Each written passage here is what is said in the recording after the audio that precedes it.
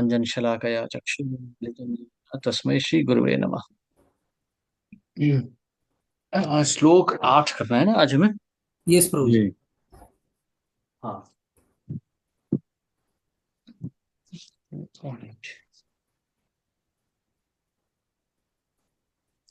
हाँ।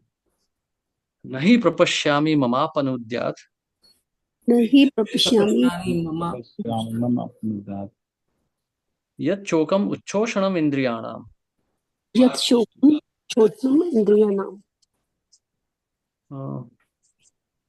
अवाप्य भूमाव असप्तनम वृद्धम अवापि भूमा सपतन विद्धम राज्यम सुराणाम अपि चाधिपत्यम। राज्यम राजसुराणां सुराणाम आधिपत्यम। कोई पढ़ना चाहेगा? हाँ जी प्रभु जी, मैं बोलूं? हरे कृष्णा। हाँ पढ़िए। मुझे ऐसा कोई साधन नहीं दिखता जो मेरी इंद्रियों को सुखाने वाले इस शोक को दूर कर सके। स्वर्ग पर देवताओं के आधिपत्य की तरह इस धन धान्य संपन्न सारी पृथ्वी पर निष्कंटक राज्य प्राप्त करके भी मैं इस शोक को दूर नहीं कर सकूंगा। तात्पर्य भाई श्री प्रभुपाद द्वारा। यद्यपि अर्जुन धर्म और सदाचार के नियमों पर आधारित अनेक तर्क प्रस्तुत करता है, किंतु ऐसा प्रतीत होता है कि वह अपने गुरु भगवान श्री कृष्ण की सहायता के बिना अपनी असली समस्या को हल नहीं कर पा रहा। वह समझ गया था कि उसका तथाकथित ज्ञान उसकी इन समस्याओं को दूर करने में व्यर्थ है, जो उसके सारे अस्तित्व को सुखाई जा रही थी। उसे इन उलझनों को भगवान कृष्ण जैसे आध्यात्मिक गुरु की सहायता के बिना हल कर पाना असंभव लग रहा था। शैक्षिक ज्ञान, विद्वता, उच्च पद, ये सब जीवन की समस्याओं का हल करने में व्यर्थ है।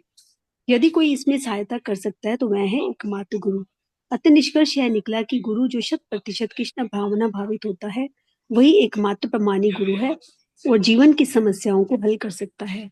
भगवान चैतन्य ने कहा है कि जो कृष्ण भावना भावित के विज्ञान में दक्ष हो, कृष्ण तत्ववेत्ता हो, चाहे वह जिस किसी जाति का हो, वही वास्तविक गुरु है।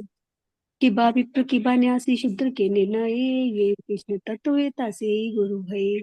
कोई व्यक्ति चाहे वह विप्र वैदिक ज्ञान में दक्ष हो, निम्न जाति में जन्मा शूद्र हो या कि सन्यासी हो, यदि कृष्ण के विज्ञान में दक्ष है तो वह यथार्थ प्रमाणिक गुरु है। चैतन्य चरितामृत मध्य 1.28। अतः कृष्ण वेद तत्व हुए बिना कोई भी प्रमाणिक गुरु नहीं हो सकता। वैदिक साहित्य में भी कहा गया है, षट कर्म निपुणो विप्रो मंत्र तंत्र विशारदा अवैष्णवो गुरु न स्याद वैष्णवा शोभचो गुरु। हरे कृष्णा। थैंक यू प्रभु जी, दंडवत प्रणाम। आगे है ओके। विद्वान ब्राह्मण भले ही वह संपूर्ण वैदिक ज्ञान में परंगत क्यों ना हो, यदि वह वैष्णव नहीं है या कृष्ण भावनामृत में दक्ष नहीं है तो गुरु बनने का पात्र नहीं है। किंतु शूद्र यदि वह वैष्णव या कृष्ण भक्त है तो गुरु बन सकता है। संसार की समस्याओं, जन्म, जरा, व्याधि और मृत्यु की निवृत्ति धन संचय और आर्थिक विकास से संभव नहीं है। विश्व के विभिन्न भागों में ऐसे राज्य हैं जो जीवन की सारी सुविधाओं में और संपत्ति एवं आर्थिक विकास से पूरित हैं, किंतु फिर भी उनके संसारिक जीवन की समस्याएं जो कि त्यों बनी हुई हैं। ये विभिन्न साधनों से शांति खोजते हैं, किंतु वास्तविक सुख उन्हें तब मिल पाता है जब वो कृष्ण भावनामृत से युक्त कृष्ण के प्रामाणिक गतिविधि के माध्यम से कृष्ण अथवा कृष्ण भावनामृत स्कॉल प्रभु जी। हरे कृष्णा। कृष्ण पूरक भगवत गीता तथा श्रीमद् भागवत के परामर्श को ग्रहण करते हैं। यदि आर्थिक विकास और भौतिक सुख किसी के पारिवारिक, सामाजिक, राष्ट्रीय या अंतरराष्ट्रीय अव्यवस्था से उत्पन्न हुए शोकों को दूर कर पाते तो अर्जुन यह ना कहता कि पृथ्वी का अप्रतिम राज्य या स्वर्ग लोक में देवताओं की सर्वोच्चता भी उसके शोकों को दूर नहीं कर सकती। इसलिए उसने कृष्ण भावनामृत का ही आश्रय ग्रहण किया और यही शांति और समरसता का उचित मार्ग है। आर्थिक विकास या विश्व आधिपत्य प्राकृतिक प्रलय द्वारा किसी भी क्षण समाप्त हो सकता है। यहाँ तक कि इन चंद्र लोक जैसे उच्च लोकों की यात्रा भी के लिए मनुष्य प्रयत्नशील है, एक झटके में समाप्त हो सकती है। भगवत गीता इसकी पुष्टि करती है, शीने पुण्य मर्त्य लोक की विशंते। जब पुण्य कलों के फल समाप्त हो जाते हैं तो मनुष्य सुख के लिए के शिखर से जीवन के निम्नतर स्तर पर आ गिरता है। इस तरह से विश्व के अनेक राजनीतिकों का पतन हुआ है। ऐसा अधःपतन शोक का कारण बनता है। अतः हम यदि शोक के निवारण करना चाहते हैं तो हमें कृष्ण की शरण ग्रहण करनी होगी, जिस तरह अर्जुन ने की। अर्जुन ने कृष्ण से प्रार्थना की कि वे उसकी सभ्य समस्या का निश्चित समाधान कर दे और यही कृष्ण भावनामृत की विधि है। हरे कृष्ण प्रभु जी। हरे कृष्णा। धन्यवाद। हम्म। नहीं प्रपश्यामि ममा पनुद्यात्। अब मुझे कोई भी ऐसा मार्ग नहीं दिख रहा है जिससे इस दुख को भगाया जा सके। और संसार में देखिए, दुखालयम अशाश्वतम तो है ही ये संसार। जहां जन्म और मृत्यु है वहां तो दुख होना ही होना है। कोई व्यक्ति मृत्यु देख के सुखी तो नहीं होता है, किसी को हर्ष तो नहीं होता है मृत्यु देख के। पर यह संसार का नियम है। अब ये मृत्यु समय पे भी आती है, समय से पहले आ सकती है, पर यह दुख का ही कारण बनती है। इस संसार में भी सभी को ये सब भोगना पड़ रहा है, परंतु इस भौतिक जगत में लोग इसका उपचार कैसे कर रहे हैं? और धन कमा के, और अपनी शक्तियां बढ़ा के, और अपना साम्राज्य बढ़ा के। परंतु ये दुख का निवारण तो कोई है ही नहीं। तो चाहे रानी विक्टोरिया हो या चाहे वो महाराज विक्रमादित्य हो, सबको ये संसार छोड़ के जाना ही पड़ता है। तो अर्जुन अब यहाँ पर यही कह रहे हैं कि अब ये दुख का निवारण मेरे लिए कुछ कुछ नहीं दिख रहा है मुझे। इसीलिए उन्होंने पहले ही कहा, शिष्यस्ते हम शाड़िमाम त्वाम प्रपन्नम, कि हे भगवान, अब मुझे अब कोई मार्ग नहीं दिख रहा है, अब आप मेरे गुरु बन जाइए। अर्जुन अर्जुन को तो पता है भगवान कौन है, परंतु वो अब भगवान को अपने गुरु के रूप में स्वीकार कर रहे हैं। अर्जुन को तो पहले से सब कुछ पता था, लेकिन फिर भी अब ये जो दुख उनको ढके जा रहा है, इससे वो अब अपने आप को निकालना चाहते हैं बाहर। तो ये संसार जो है बहुत जटिल है। मतलब ऐसा हम कह देते हैं, जन्म मृत्यु जरा व्याधि दुख दोषानुदर्शनम, ये कहना बहुत आसान होता है, पर जब ये झेलना पड़ता है ना, तब बहुत कठिन हो जाता है। भागवत पुराण में लिखा है, गरुड़ पुराण में से आता है ये वर्णन, कि जब मृत्यु का क्षण आता है तो शरीर में अत्यंत पीड़ा होती है। 40,000 बिच्छुओं के काटने जितनी पीड़ा होती है शरीर में। ये पीड़ा शारीरिक भी होती है, मानसिक भी होती है। मतलब आप सोचिए, यदि आपका एक मोबाइल फोन खो जाए तो आपको कितनी पीड़ा होती है। कोई हवलदार पकड़ के आपको 1,000 रुपए का फाइन मार दे तो कितनी पीड़ा होती है। गाड़ी चोरी हो जाए तो कितनी होती है। या उससे भी आगे बढ़ के किसी स्वजन की मृत्यु हो जाए तो कितनी पीड़ा होती है। और यदि यह सब कुछ एक क्षण में एक साथ हो जाए तो कितनी पीड़ा होगी। तो ये मृत्यु है। मृत्यु के समय आपकी चेतना पूर्ण रहती है। ऐसा नहीं है कि मतलब कहीं निद्रा में खो जाते हैं, ऐसा नहीं होता है। मृत्यु में पूरी चेतना होती है। व्यक्ति को पूरी चेतना होती है कि वो क्या क्या उसका इस संसार से छूट रहा है। और उसको यह ज्ञात होता है कि ये सब अब छूट जाएगा, वापस कभी नहीं मिलने वाला। इसीलिए कभी कभी आत्माएं भूत प्रेत बन के रह जाती हैं अपने घरों में। तो ये संसार इतना जटिल है, ये संसार इतनी कठिन जगह है। तो इस समस्या का हल कोई साधारण हल नहीं है। यदि आप देखें, आप अपने से स्कूटर को खोल के देखिए, जैसे हमने परसों विवरण में किया था, हमने विचार किया था। स्कूटर को खोल के देखिए कितना जटिल है, उसके अंदर कितने सारे भाग हैं, छोटे छोटे छोटे छोटे। अगर वो इतनी छोटी सी चीज इतनी जटिल हो सकती है, तो ये संसार की समस्या कितनी जटिल होगी, आप विचार कर ही सकते हैं। तो इसको ऐसे नहीं निवारण किया जा सकता। इसलिए हमें गुरु की आवश्यकता होती है। तद विद्यार्थम स गुरुम एवाभिगच्छेत। तो विद्या के लिए गुरु के पास जाया जाता है। तो गुरु जो होते हैं, जैसे अभी हमने शुरू किया था ये क्लास में, तो हमने पहले ही कहा, ओम अज्ञान तिमिरांधस्य ज्ञानांजन शलाकया चक्षुर उन्मिलितम येन तस्मै श्री गुरुवे नमः। अर्थात हमारा जन्म इस संसार में हुआ है जो अंधकारपूर्ण है। हम पैदा ही अंधकार में होते हैं, हमें कुछ नहीं पता कि हम कौन है। अभी तो हम कह सकते हैं कि हाँ, मेरा नाम मधु सेवित है, मैं इंजीनियर हूँ, मैं आदमी हूँ, ये हूँ वो हूँ, कह सकता हूँ। पर ये सब उपाधियां हैं। मैं कौन हूं मैं नहीं जानता। ये स्वयं, ये जो अहम है, इसको हम नहीं जानते। हम कौन हैं। ये थोड़ा हमें शारीरिक उपाधियां मिल जाती हैं, कभी डॉक्टर बन जाते हैं, कभी इंजीनियर बन जाते हैं, फिर सब कुछ छूट जाता है। तो हमें पता नहीं है कि ये छूटेगा तो हम कहाँ चले जाएंगे। इसको अज्ञान कहा जाता है। ये तिमिर अंध है। मतलब बिल्कुल अंधकार, एक अंधे वाला अंधकार है ये, गहरा अंधकार। और इस अंधकार से हमारा निवारण कोई नहीं कर सकता। माता पिता, राष्ट्र, समाज, कोई नहीं कर सकता। इस अंधकार से हमारा जो निवारण है, केवल एक ही व्यक्ति कर सकता है, जिसने तत्व देख रखा है। इसलिए भगवत गीता में कहा गया है, तद विद्धि प्रणिपातेन परिप्रश्नेन सेवया उपदेक्षन्ति ते ज्ञानम ज्ञानिनस तत्वदर्शिना। क्योंकि गुरु जो है वो तत्वदर्शी हैं, उन्हें तत्व ज्ञान है, इसलिए वो हमारी इस अज्ञान को मिटा सकते हैं। तो ये संसार में बहुत कठिनाइयां रहेंगी, परंतु गुरु इसको हटा सकते हैं। पर गुरु होने के लिए सबसे आवश्यक है कि व्यक्ति तत्वदर्शी हो। तत्वदर्शी का अर्थ होता है साक्षात्कार। ये नहीं कि किताब पढ़ के। अभी मैं आपको किताब पढ़ के सुना दे रहा हूँ, तो मैं गुरु नहीं बन गया। गुरु तब बनेंगे जब हमें भगवान के दर्शन हो जाएंगे। वो जब आत्म साक्षात्कार पूर्ण हो जाएगा, तब एक व्यक्ति गुरु बन जाता है। ऐसे गुरु की शरण लेने से हमें तत्व का ज्ञान हो जाता है। जैसे आपको डॉक्टर बनना है तो आप मेडिकल कॉलेज जाएंगे, वहां पे जो डॉक्टर हैं वो आपको पढ़ाएंगे आके, जिन्होंने उस ज्ञान का साक्षात्कार किया है वो आपको पढ़ाएंगे। तभी आपको वो ज्ञान आपके हृदय में जागृत होगा। वैसे ही यदि आपको भगवत ज्ञान प्राप्त करना है, तो आपको उस व्यक्ति के पास जाना पड़ेगा जिसे भगवान का ज्ञान हो, जिसने भगवान का साक्षात्कार कर लिया हो। ऐसा व्यक्ति जो होता है, वो फिर गुरु बन सकता है।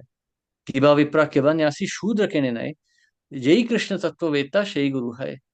अर्थात जिस व्यक्ति को कृष्ण का ज्ञान है, केवल वही गुरु हो सकता है। कृष्ण विष्णु नारायण जिसको इसका ज्ञान हो। ये संसार की जो हमारी तरह तरह की जो हमारी तकनीकें हैं, हम ज्ञान विज्ञान का अर्जन कर रहे हैं, डॉक्टर इंजीनियर बन रहे हैं, चार्टर्ड अकाउंटेंट इकोनॉमिस्ट बन रहे हैं, इससे कोई लाभ नहीं होने वाला। क्योंकि यह ज्ञान जो है जड़ ज्ञान है। ये तो जड़ है, संसार जड़ है। जड़ संसार शुरू होता है, समाप्त होता है। ये ज्ञान भी उसी के साथ शुरू होगा, उसी के साथ समाप्त होगा। जैसे यदि आप अगर 50 वर्ष की आयु के ऊपर हैं, तो आपने भारत में भाप के इंजन देखे होंगे, जो भाप से चलते थे, छू छू करके चलते थे। वो बहुत बड़ा विज्ञान था। तकरीबन 100 वर्षों तक वो ज्ञान चला। 18वीं, वो 19वीं सदी से शुरू हो गया था, 20वीं सदी तक, करीब 100 साल तक वो चले भाप के इंजन। अब कोई नहीं चलते। अब वो ज्ञान यदि आपके पास है भी, तो उस ज्ञान का कोई उपयोग नहीं है। क्योंकि अब वो जो वस्तु है उसका ही उसकी आयु समाप्त हो चुकी है। उसी प्रकार से ये संसार के भी ज्ञान का कोई उपयोग नहीं रह जाता जब संसार ही समाप्त हो जाता है। तो ये सांसारिक ज्ञान जो होता है, जैसे हम फिजिक्स केमिस्ट्री इंजीनियरिंग मेडिसिन सब कहते हैं, ये संसार के साथ आता है, इसी के साथ समाप्त हो जाता है। तो यह ज्ञान जड़ ज्ञान कहलाता है। और भगवत गीता के अनुसार यह, और शास्त्रों वैदिक शास्त्रों के अनुसार, ये अविद्या की श्रेणी में आता है। अविद्या, क्योंकि ये आत्मा से संबंधित नहीं है, ये शरीर से संबंधित है। इसलिए इस जड़ ज्ञान की कोई, इस जड़ ज्ञान का कोई लाभ नहीं है हमें संसार से पार कराने में। कि संसार के अंदर वो महत्वपूर्ण है। यदि आपको ये सब आता है तो अभी संसार में आप आराम से जी सकते हैं। परंतु इस संसार के बाद क्या होगा, वो ये ज्ञान आपको नहीं बता सकता। इसलिए जयी कृष्ण तत्ववेत्ता, जिसे भगवान विष्णु नारायण कृष्ण का ज्ञान है, वही केवल तत्ववेत्ता है, केवल वही गुरु कहलाया जा सकता है। परंतु ये इतना सरल नहीं है। इसके लिए आपको बहुत, मतलब इसको साक्षात्कार करना पड़ता है। षटकर्म निपुणो विप्रो मंत्र तंत्र विशारद, अवैष्णव गुरुर न स्याद, वैष्णव स्वपचो गुरु। अर्थात ये जो शारीरिक उपाधियां होती हैं हमारी वर्णाश्रम की, जिसे हम कहते हैं ना, शूद्र वैश्य क्षत्रिय ब्राह्मण ब्रह्मचारी गृहस्थ सन्यासी वानप्रस्थ, ये उपाधियां जो है ये शरीर से संबंधित है, मन से संबंधित है। परंतु तत्व दर्शन जो है वह केवल एक मापदंड है जिससे हम कह सकते हैं कि एक व्यक्ति गुरु बनने योग्य है कि नहीं। हालांकि ब्राह्मण के लिए सरल होगा भगवत ज्ञान, शूद्र के लिए कठिन होगा। परंतु यदि एक शूद्र या एवं एक चांडाल भी, यदि एक शूद्र या चांडाल भी इस ज्ञान को प्राप्त कर ले, साक्षात्कार कर ले भगवान का, तो वह गुरु की श्रेणी में आ जाता है। फिर आवश्यक नहीं है कि वो व्यक्ति ब्राह्मण ही हो। जैसे स्मार्त ब्राह्मण जो होते हैं हमारे यहाँ रूढ़िवादी, वो कहेंगे कि नहीं, केवल एक ब्राह्मण ही गुरु हो सकता है। परंतु शास्त्रों के अनुसार ऐसा ये तथ्य नहीं है। जो तत्ववेत्ता है, जिसने भगवान का साक्षात्कार साक्षात्कार किया है, केवल वही ब्राह्मण हो सकता, वही गुरु हो सकता है। जैसे इसका उदाहरणार्थ यदि हम देखें तो ऋषि वाल्मीकि, वाल्मीकि तो क्या थे, वो तो डाकू थे, हत्यारे थे। परंतु भगवत साक्षात्कार होने के बाद तो वो गुरु बन गए सबके। उन्होंने तो सीता माता का भी ध्यान दिया रामायण के अंत में। तो हम देख सकते हैं कि एक तत्व दर्शन जो है वह सबसे महत्वपूर्ण मापदंड है।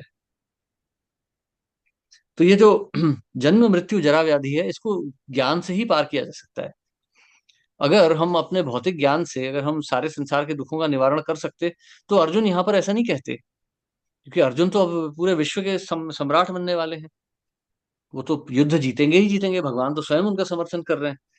परंतु ये दुख उनके हृदय से नहीं जा रहा है, जन्म मृत्यु जरा व्याधि का।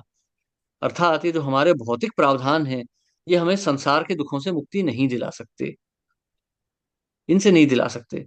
बिल गेट्स का नाम तो आपने सुना ही होगा। तो बिल गेट्स ने जब विंडोज जब ये बनाई थी माइक्रोसॉफ्ट, तो वो विश्व की सबसे बड़ी सॉफ्टवेयर कंपनी बन चुकी थी। बाद में सरकार ने उसके टुकड़े करा दिए। तो अभी कुछ ही वर्षों पहले बिल गेट्स से पूछा गया कि आपके जीवन में सबसे बड़ा दुख, आपका सबसे बड़ा दुख कौन सा था आपके जीवन का। तो अब कोई व्यक्ति क्या बोलेगा? कंपनी टूट गई, संसार के आगे हमारा नाक कट गई, क्या हुआ, धन की हानि हुई? नहीं। बिल गेट्स ने कहा, मेरा जीवन का सबसे दुखी दिन वही था जिस दिन मेरी माता की मृत्यु हुई। एक व्यक्ति जो इतना धन कमा रहा है कि वो देख भी नहीं सकता कितना धन है उसके पास, ऐसा व्यक्ति भी अपनी माता की मृत्यु को सबसे बड़ा दुख मान रहा है अपने जीवन का। तो ये तो गीता का ही साक्षात्कार हुआ, क्योंकि यहाँ पर अर्जुन भी वही कह रहे हैं, भगवान श्रील प्रभुपाद भी यही कह रहे हैं कि यदि राष्ट्र, समाज, परिवार, धन संपत्ति ये हमारे दुखों का निवारण कर सकते तो अर्जुन यहाँ पर इस प्रकार से नहीं कहते। तो इसलिए हम इससे देख के हम समझ सकते हैं कि यदि हमें अपने दुखों का निवारण करना है तो हमें धर्म की शरण लेनी होगी, हमें भगवत शरण लेनी होगी। इसीलिए संसार में यदि आप गौतम बुद्ध की कहानी भी पढ़े हैं, तो वहां भी तो गौतम बुद्ध तो स्वयं एक राजकुमार थे। उन्होंने क्यों संसार त्याग दिया? यही कहा ना कि यदि ये दुखों का निवारण नहीं है तो सम्राट बन के भी मुझे क्या मिलने वाला है? इससे तो अच्छा है कि ये संसार को ही त्याग दिया जाए। दुखों का मूल संसार है, किसी की मृत्यु नहीं है, धन की हानि नहीं है, जन्म मृत्यु भी हमारी मूल नहीं है। मूल ये संसार ही स्वयं है। मात्रा स्पर्शस्तु कौन्तेय शीतोष्ण सुख दुखता आगमापायिनो नित्यास्तां स्थितिक्षस्व भारत।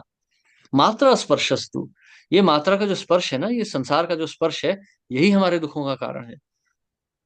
इसी से हमारे दुख उत्पन्न हो रहे हैं। यदि हम हाथ में जलता हुआ कोयला रख लें तो हमारा हाथ जल जाएगा। उसी प्रकार से हमने इस संसार का स्पर्श कर लिया, ये संसार ही हमें जला रहा है। इस संसार के अंदर कोई कारण नहीं है, संसार स्वयं ही दुखों का कारण है। तो जो व्यक्ति भगवान की शरण ले लेता है, वो व्यक्ति इस संसार में सुखी है, क्योंकि वो संसार के तथ्य को समझ जाता है, वो संसार से विरक्त हो उठता है। ये विरक्ति का अर्थ ये नहीं है कि आप संसार, अब घर बार छोड़ के चले जाएं। विरक्ति का अर्थ है कि आप इस संसार से अपने संबंध तोड़ दें,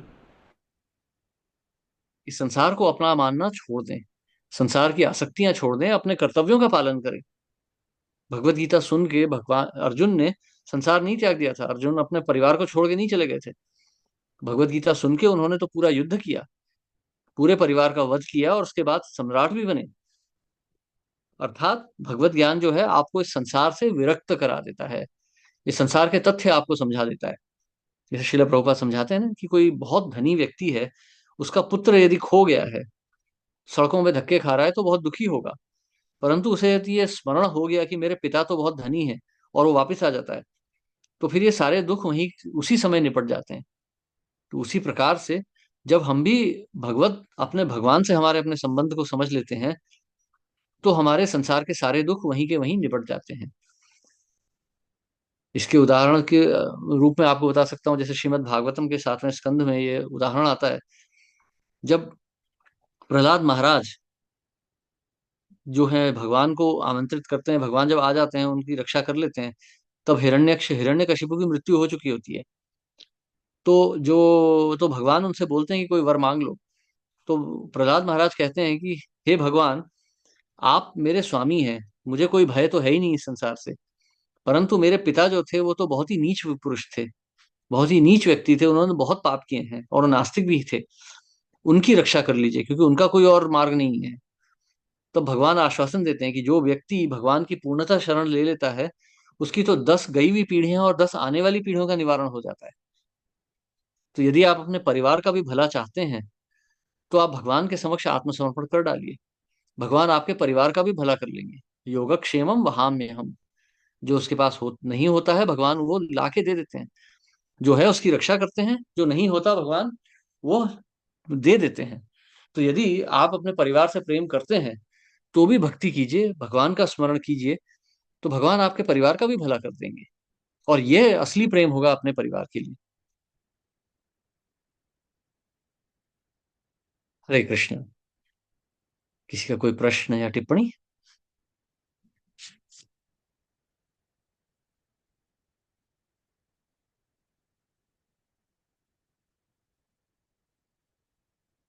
हम्म।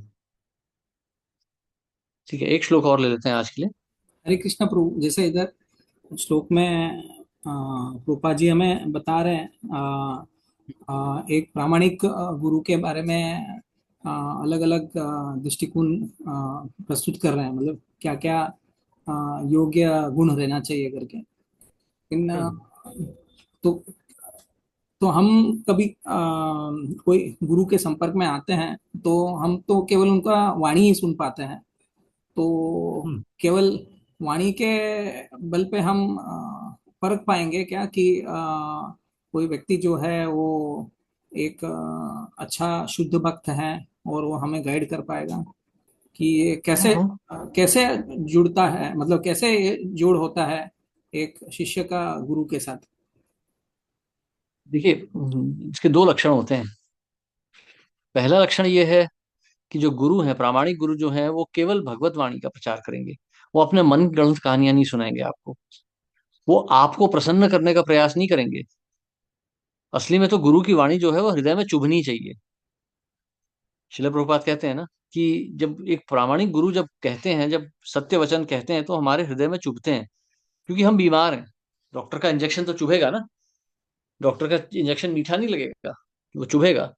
तो गुरु की वाणी जो होती है, उस वो केवल प्रामाणिक शास्त्रों से ही वो कहेंगे। वो प्रामाणिक शास्त्रों के ही वचन कहेंगे। पहला जो उदाहरण है, मतलब पहला जो प्रमाण है। और दूसरा प्रमाण ये है, गुरु के समक्ष आने से, गुरु के वाणी को सुनने से हमारे हृदय में संसार से विरक्ति उत्पन्न होनी चाहिए। ये बहुत महत्वपूर्ण है। क्योंकि भगवान के बारे में तो कोई भी बोल सकता है। अब यहाँ तो आप मेरी आवाज सुन रहे हैं, आपने तो मेरी शक्ल भी नहीं देखी है। भगवान की बातें मैं कर रहा हूँ, हो सकता हूँ बाद में आपसे कहूँ कि भैया हजार हजार रुपए भेज दो। तो ये कहने को तो कोई भी कह सकता है, शास्त्र पढ़ के तो मैं भी बोल सकता हूँ। लेकिन प्रामाणिक गुरु का अर्थ होता है, उनकी वाणी सुन के आपके हृदय में संसार से विरक्ति उत्पन्न होनी चाहिए। ये गुरु का जो जो शुद्धि है ना, वो आपके हृदय में आ रही है। जैसे कहते हैं ना, इनविजिबल रेडिएशन होता है। तो गुरु की जो चेतना है वो आपके अंदर आनी चाहिए। और चेतना सबसे पहले तो वाणी के मार्ग से आती है ना।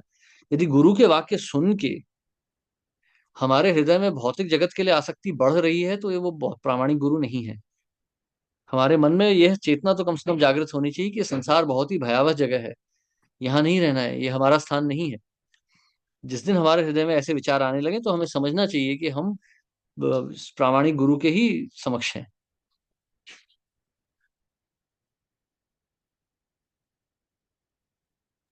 Thank you very much. Hare Krishna. Hare Krishna. ठीक है, तो अभी लगभग समय हो गया है, 2 ही मिनट है। अगले श्लोक के लिए थोड़ा समय कम हो गया है, क्योंकि इसमें भी थोड़ा सा मतलब थोड़ा सा विचार करना है। तो आज यहीं समाप्त करते हैं, हम मंगलवार को फिर से मिलेंगे। यदि किसी का कोई प्रश्न है या कुछ टिप्पणी है ना। और देखिए, एक चीज मैं आपको बताऊं, भगवत गीता अब यहाँ से आगे शुरू होने वाली है। श्लोक 11वें श्लोक से भगवान अपने प्रवचन शुरू कर देंगे। और उसके आगे ना कठिन होता चला जाएगा। तो मेरी आपसे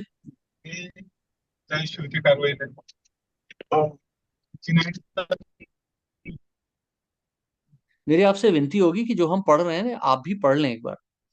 अभी तक तो ये सरल था, इसके आगे ये थोड़ा सा कठिन होने वाला है। तो आप पढ़ लीजिए। और यदि पढ़ के आपके मन में कोई प्रश्न उठ रहे हैं, तो आप पूछ लीजिए। नहीं तो गीता कठिन होते चली जाएगी, एक दिन पूरी समाप्त हो जाएगी और आप सोचेंगे कि हमें कुछ समझ नहीं आया। तो इसलिए को रिवाइज करते जाइए, आपको बहुत सरलता से समझ में आएगी ये। आप चाहें तो इंग्लिश में भी पूछ सकते हैं। हिंदी इंग्लिश जिस में पूछना चाहते हैं आप पूछ लें। और प्रश्न अवश्य पूछिए, क्योंकि इसके आगे अब ये कठिन होने वाली है।